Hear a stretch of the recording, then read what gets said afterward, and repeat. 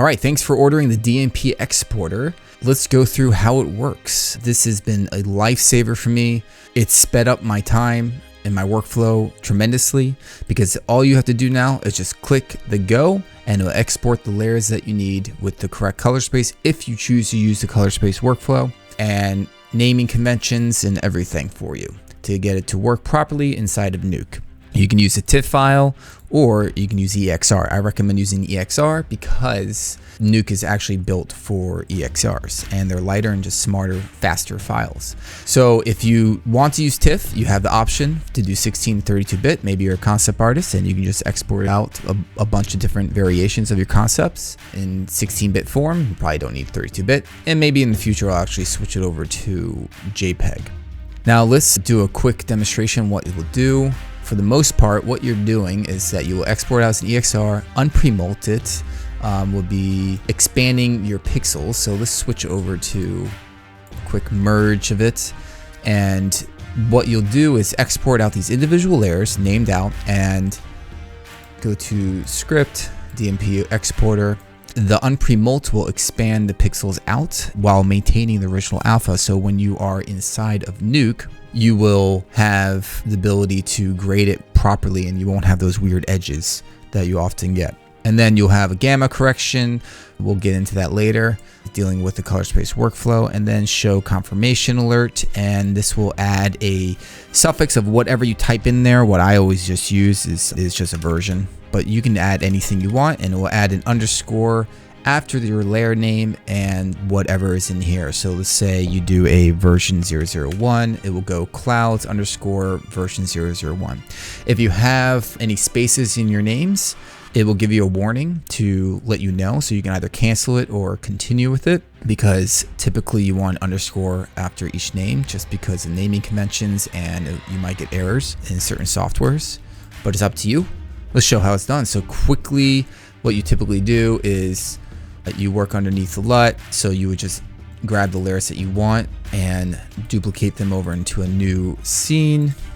You would go in and merge every layer together so you have one element. So for instance, this head, I have some paintings here on top of it and little bits here. So I would take that and merge them together, right? So it's just one file and you name it head, etc., etc. So what you would come out with are your individual elements. So you have your clouds, you have your head, you have your waterfall, and you have your stairs. Let's go to script, DMP Exporter. Let's pick a location. I usually do Photoshop and export, and then I'll do a new folder called, let's say, version 6. Okay, and hit version 6 in there.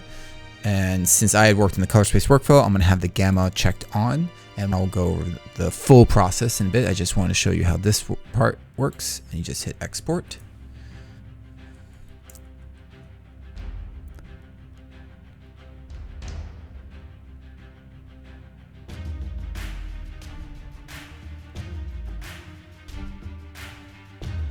And it will go through each and individual layer. So if you want to cancel in the middle of it, you can just hit escape.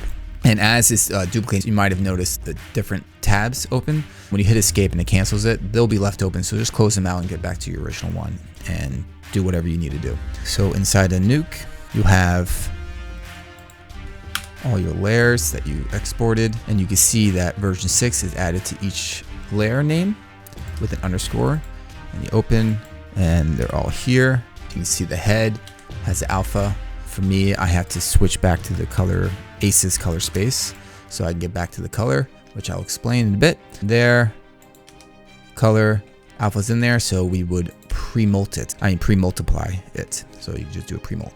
In the end, what you do is just you treat it like any other comp. You have your original plate, you put it on top with all these different layers, and then you can see this was just a quick little mock-up I made just for demonstration's sake, and you can show that each one is separate. Disable them, disable, disable, disable, and disable. So you can see it all works properly. Every studio has its own color space workflow. For map painters, we want to paint in log, so we have that full dynamic range. what that essentially is, so let's say for ASUS, this is the original plate that you have. Let's just imagine whatever it is. It could be live action footage or render. So we want to bring into the log, so we'll do OCIO, and we switch the output to ASUS CC. So now it's washed out, and that's what you want to paint on because it's giving you more information in the blacks and in the highlights. So when we export this out, if it's an element or a render with alphas or anything like that, you would switch this to RGBA, so you maintain the alpha, and pick your location. Let's say ASUS test 02 EXR and save. And we'll switch to EXRs here. You don't need to do anything else. If you need the alpha, you just switch to the RGBA. And so for this, we don't need that. It's just a full-on plate, and we do a render, and we'll open it, and you hit OK. And this is now currently in 32-bit, which you can see. Now I also have an action that is included in this product that will convert it from 32 to 16-bit, but in Photoshop it's different from Nuke.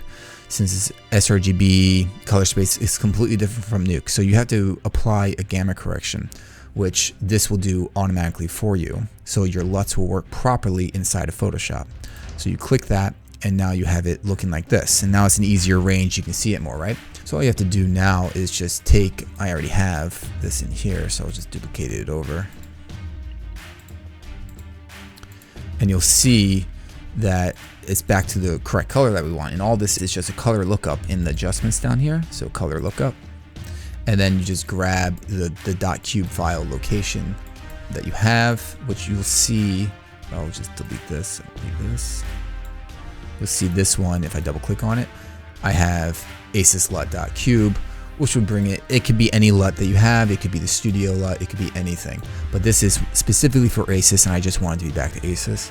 Now I can paint underneath it like I was doing in here. So if I let go of this, you'll see all the elements that I will be exporting out are in that range. But I had this as a temporary color adjustment on top of the whole thing.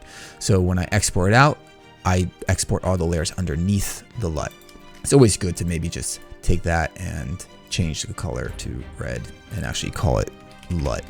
So when you export them out, this is why you have the gamma, because now that little adjustment that we had in 32 to 16-bit, I need to do the inverse of that, and I do that here, and it will bring it to that even more washed out look. Now, you don't have to use this, so you can just disable it. And you don't have to use the unprep mode either, because some situations they don't work out perfectly and you have to experiment different ways of maybe getting the edge to look better. So this is why I have the options to be able to, during certain scenarios, you'll have some weird things that go on, whatever. But for the most part, it's going to be like this. Most studios are going to be like this. Your freelance should be like this, but maybe you don't get a LUT. Maybe you just want to do a concept. So when you have a concept, you disable the gamma and you have the LUT baked in. Maybe you just want to have everything baked into it and you have it as TIFF. Now with TIFF, you can still have these enabled as well. Just so 16, 32-bit.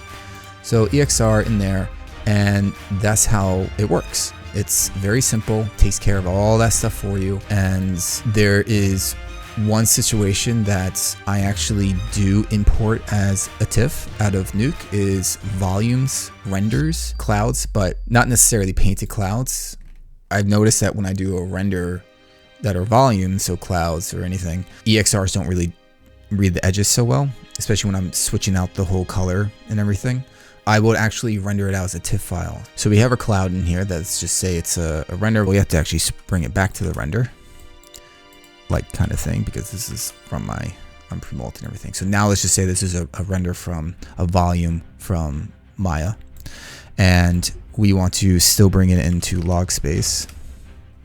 So we're working ASUS, so we'll do output as CC to bring it washed out. You see it's washed out here, and then we'll do a right node file. We'll just do cloud test 02.tiff, replace whatever it was, and it will go to 8-bit. You want it in 16-bit, and we want to keep the alpha, so we have to switch the RGB to RGBA, and we'll hit render, open up in Photoshop. And since we did that wash out look, it's already in 16-bit, so we don't need to do the 32 to 16-bit. You could just do that and it will apply the gamma correction that you need. So it's actually easier. I was going to show you just to do it manually, but I guess you could just push the button again and it doesn't matter because it's already 16-bit. And so now the difference between a TIFF and the EXR is that EXR will automatically cut out the alpha for you. So in here, you have to go in here, control select the alpha that's in the channels.